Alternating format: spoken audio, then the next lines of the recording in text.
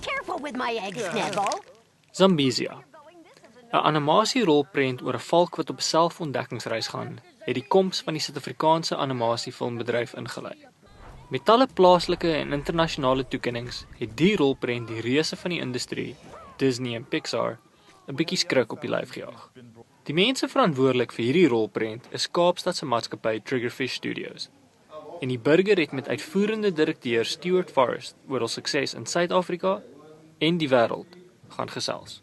Yeah, well, the most recent award that we got last week was the best featured film at the Animamundi Animation Festival in Rio. It's one of the bigger animation festivals, and it's definitely a huge honor to be, really in the forefront of children's entertainment, which is really our focus. So the technology world has become a big enabler.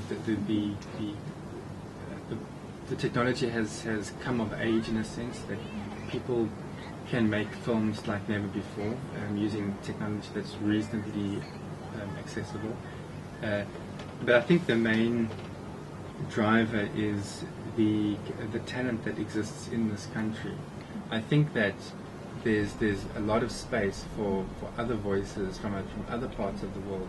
At the moment, 90, almost 100% of the movies that we see at the cinemas come from Hollywood, or at least are coming via Hollywood. Even so, I think what we've seen with Zambezia is a tremendous response in Russia, in Poland, in most of Eastern Europe, where we've beaten a lot of the studio movies in those areas in terms of just sheer box office. We've been more popular and sold more tickets. In Poland, we came just short of the admissions for Toy Story 3, and that's a huge blockbuster.